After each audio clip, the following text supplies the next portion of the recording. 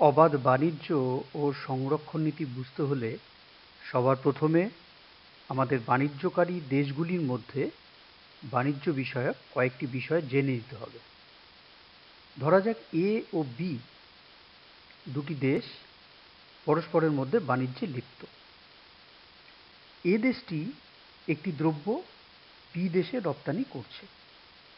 এক্ষেত্রে বি দেশ যখন দ্রব্যটি আমদানি করবে তখন তাকে ওই দ্রব্যের জন্য তার নিজের দেশের সরকারকে কর বা শুল্ক দিতে হবে।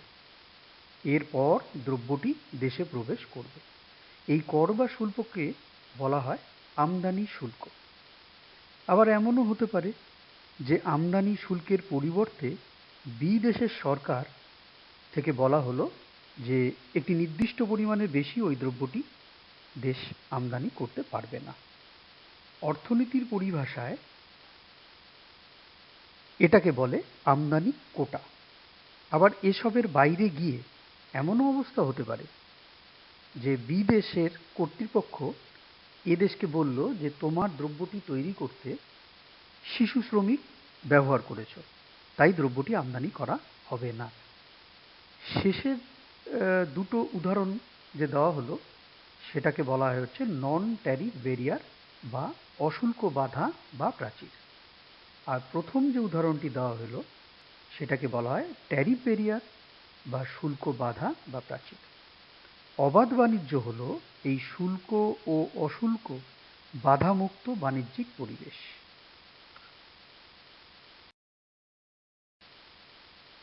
অবাধ বাণিজ্য হলো এমন একটি পরিবেশ যখন বাণিজ্যকারী দেশগুলির মধ্যে যে আমদানি ও রপ্তানি হচ্ছে তার উপর দেশের সরকার বা অন্য কোনো সংস্থার কোনোরূপ বাধা নিষেধ থাকে না। এখন অবাধ বাণিজ্যের পক্ষে কিছু যুক্তি রয়েছে এবং অবাধ বাণিজ্যের বিপক্ষেও কিছু যুক্তি রয়েছে। তা আমরা প্রথমে দেখে নিতে চাইব যে অবাধ বাণিজ্যের পক্ষে কি কি যুক্তি রয়েছে। অবাধ বাণিজ্যের ক্ষেত্রে গুরুত্বপূর্ণ একটি যুক্তি হলো আন্তর্জাতিক বিশেষায়ন। আন্তর্জাতিক বিশেষায়ন জিনিসটা কি? মনে রাখতে হবে যে অবাধ বাণিজ্য আন্তর্জাতিক বিশেষায়নের উপর ভিত্তি করে হয়। আন্তর্জাতিক বিশেষায়ন ব্যাপারটা হলো এই রকম যে সব দেশ সব দ্রব্য বা সেবা উৎপন্ন না করে শুধুমাত্র সেই দ্রব্য বা সেবা তৈরিতে নিয়োজিত থাকবে যেটা উৎপাদন করতে দেশটি তুলনামূলকভাবে বেশি সুবিধে ভোগ করছে। এখন প্রশ্ন উঠতে পারে এই বিশেষ সুবিধে কোনো একটি দেশ কেন ভোগ করছে? হতে পারে যে দ্রব্যটি তৈরি করতে যে উপাদানগুলি লাগে তা ওই দেশের সহজলভ্য বা যথেষ্ট পরিমাণে আছে, অথবা এমনও হতে পারে যে দ্রব্যটি তুলনামূলক কম খরচে তৈরি করা যাচ্ছে। অর্থাৎ দেখা যাচ্ছে যে দ্রব্যটি তৈরি করার ব্যাপারে কোনো দেশ উপাদানের পরিমাণের সহজলভ্যতা অথবা প্রকৌশলগত দক্ষতার জন্য উৎপাদনের ক্ষেত্রে অন্য দেশগুলোর থেকে অধিক সুবিধে ভোগ করছে। সে কারণ যাই হোক, এসবের ফলে প্রতিটি দেশই কম খরচে দ্রব্য উৎপাদন করে এবং প্রতিটি দেশের পক্ষেই আন্তর্জাতিক বিশেষায়নের সুবিধে ভোগ করা সম্ভব হয়। এরপরে আমরা দ্বিতীয় যে পয়েন্টটি দেখতে পাচ্ছি সেটা হলো প্রাকৃতিক সম্পদের দক্ষ ব্যবহার। প্রথম পয়েন্ট থেকে আমরা দেখলাম যে আন্তর্জাতিক বিশেষায়নের ফলে বাণিজ্যকারী প্রত্যেকটি দেশ ভিন্ন ভিন্ন দ্রব্য কম খরচে উৎপাদন করে। ভিন্ন ভিন্ন দ্রব্য কম খরচে এরা প্রচুর পরিমাণে তৈরি করার একটা সুযোগ কিন্তু রয়ে গেছে। এবং আমরা বলতেই পারি যে যেহেতু কোনো দ্রব্য উৎপাদন খুব কম খরচে করা হচ্ছে এবং এটা প্রাকৃতিক সম্পদের দক্ষ ব্যবহারকে সূচিত করছে এবং প্রাকৃতিক সম্পদ দক্ষভাবে ব্যবহৃত হচ্ছে। এর পরের পয়েন্টটি যেটা সেটা হলো মোট উৎপাদন ও ভোগ ব্যয় বৃদ্ধি।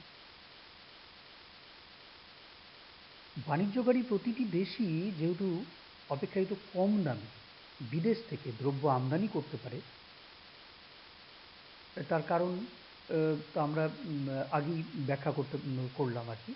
এবং তার ফলে দেখা যাচ্ছে যে ভোট ব্যয় বৃদ্ধি পেতে পারে বা পায়, এবং এর ফলে অবাধ বাণিজ্যের ফলে মোট উৎপাদনও বৃদ্ধি পায়। এরপরে আমরা দেখছি বাজারের বিস্তার। অবাধ বাণিজ্যে বাধাহীনভাবে আমদানি ও রপ্তানির ফলে দ্রব্য ও সেবার বাজার বিস্তৃতি লাভ করে, এবং এই বাজার বিস্তৃতি একদিকে যেমন সুবিধে কি, যেটা হলো মোট উৎপাদন বাড়াতে সাহায্য করছে, ঠিক তেমনি উৎপাদনের যে অর্থনীতিতে যে উৎপাদনের বিভিন্ন ক্ষেত্রগুলো আছে সেই বাজার বৃদ্ধির জন্য আয়তনজনিত সুবিধাগুলো ভোগ করতে পারছে।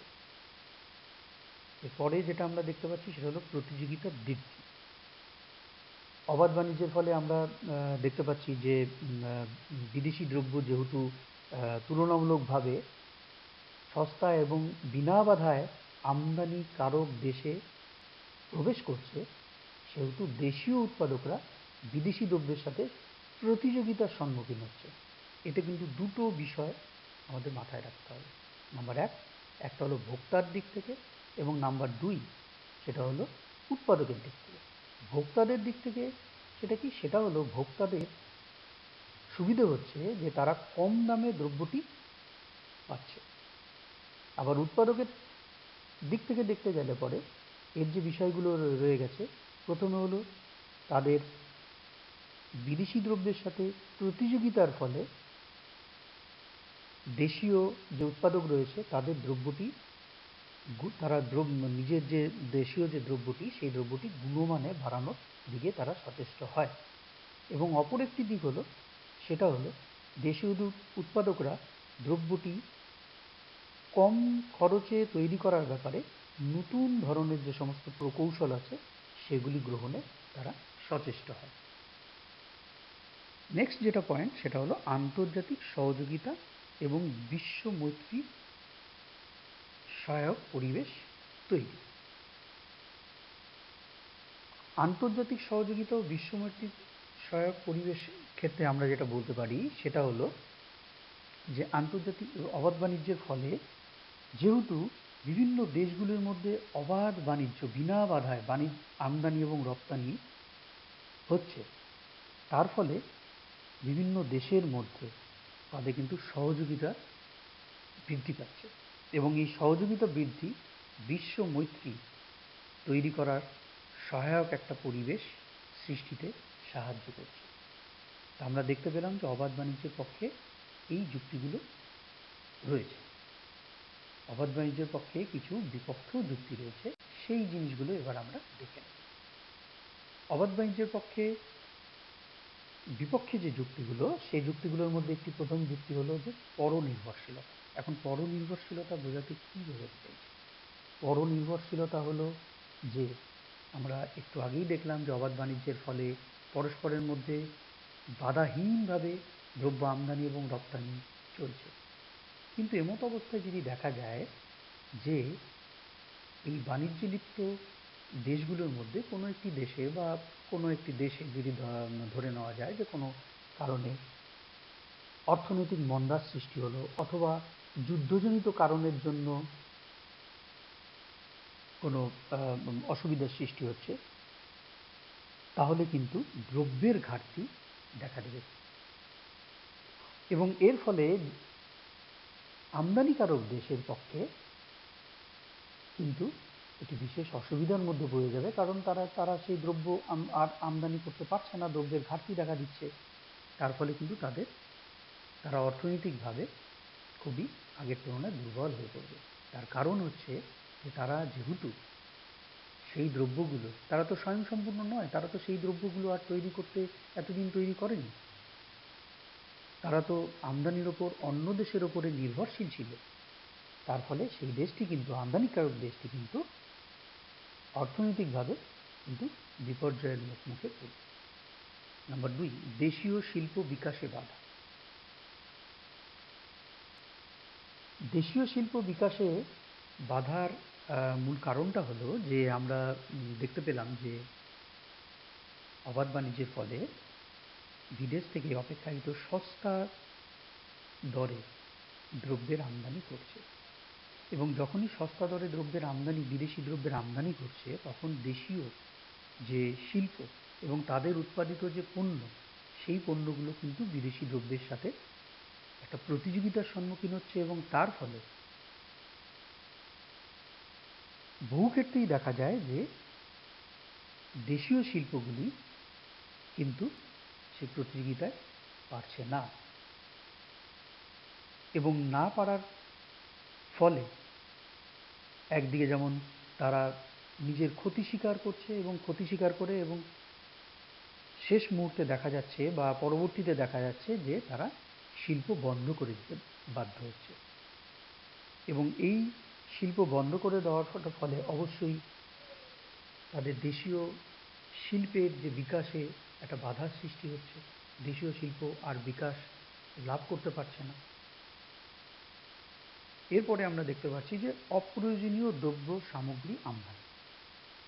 আমাদের মনে রাখতে হবে যে এই অবাধ বাণিজ্যের ফলে যখন আমদানি রপ্তানি বাধাহীনভাবে হচ্ছে, তখন অনেক সময় দেখা যায় যে অপ্রয়োজনীয় দ্রব্য, যেমন অপ্রয়োজনীয় বিলাস দ্রব্য,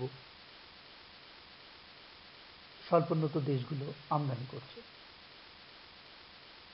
এবং এর ফলে যেটা হচ্ছে যে আমাদের মনে রাখতে হবে যে বাণিজ্যের করতে হলে পরে, এবং বাণিজ্যের জন্য সবচেয়ে যেটা প্রয়োজন, যেটা একটা একটা জিনিস যেটা যে প্রয়োজন, সেটা হলো বৈদেশিক মুদ্রা।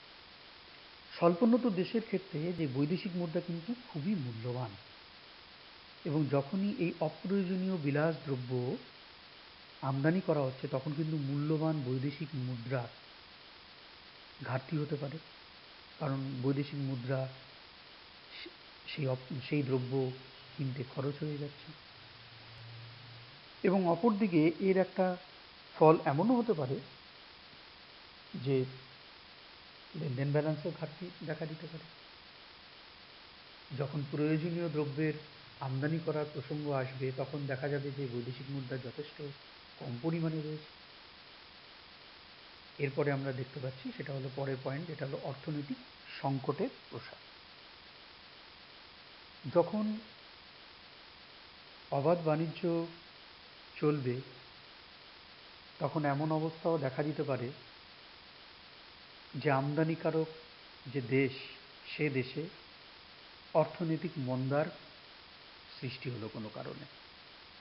তার ফলে যে রপ্তানিকারক দেশ, তার যে দ্রব্য এবং সেবা সেই আমদানিকারক দেশকে পাঠাতে পারছে না। তার কারণ আমদানিকারক দেশের থেকে সেই নির্দিষ্ট দ্রব্য বা সেবা বা সামগ্রিকভাবে যে চাহিদা, দ্রব্য বা সেবার যে চাহিদা অর্থনৈতিক মন্দার জন্য সেটা কম হওয়ার জন্য রপ্তানিকারক দেশ কিন্তু সেই আমদানিকারক দেশের কাছে সেই দ্রব্য আর পাঠাতে পারছে না, যেহেতু চাহিদা কম। তাহলে সেই আমদানিকারক দেশের যে অর্থনৈতিক সংকট, সেটা কিন্তু রপ্তানিকারক দেশের মধ্যে সংক্রামিত হয়ে যায়।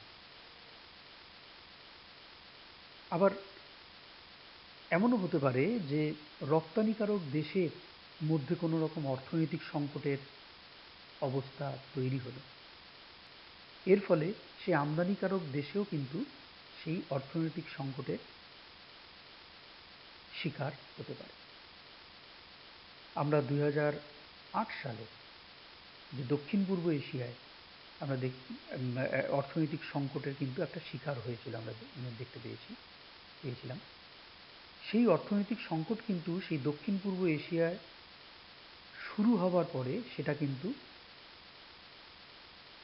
সেই সংকটের দ্বারা কিন্তু বিশ্ব অর্থনীতি কিন্তু ভালো রকমে প্রভাবিত হয়েছিল। অর্থাৎ শুরু হয়েছিল দক্ষিণ পূর্ব এশিয়ায়, তার প্রভাব কিন্তু প্রায় সমগ্র বিশ্বে কিন্তু ছড়িয়ে পড়েছিল। এরপরের যে পয়েন্টটি, সেটা হলো উপনিবেশবাদ বা সাম্রাজ্যবাদের উদ্ভব। অবাধ বাণিজ্যের ফলে কিন্তু উন্নত দেশগুলো সবসময় চাইবে যে তাদের যে দ্রব্য বা সেবা বাজার বিস্তারিত হোক, এবং বিভিন্ন দিকে সেটা বাণিজ্য বাণিজ্য মাধ্যমে ছড়িয়ে পড়ুক। তার ফলে কি হবে, উন্নত দেশগুলো যখন তাদের দ্রব্যকে স্বল্পোন্নত দেশে বিক্রি করতে চাইবে, বাজার প্রসার করতে চাইবে, ফলে বহু ক্ষেত্রেই কিন্তু বিভিন্ন দেশ তাদের মধ্যে পারস্পরিক প্রতিদ্বন্দ্বিতা, সংঘর্ষ এসবের মধ্যে জড়িয়ে পড়ে। এর ফলে এর হাত ধরেই উপনিবেশবাদ বা সাম্রাজ্যবাদের প্রসার ঘটে থাকে। আমরা এর আগে 18 শতকে, 19 শতকে আমরা দেখেছি যে এই উপনিবেশবাদ এবং সাম্রাজ্যবাদ কিভাবে বাণিজ্যের হাত দিয়ে ছড়িয়ে পড়েছিল। ধন্যবাদ।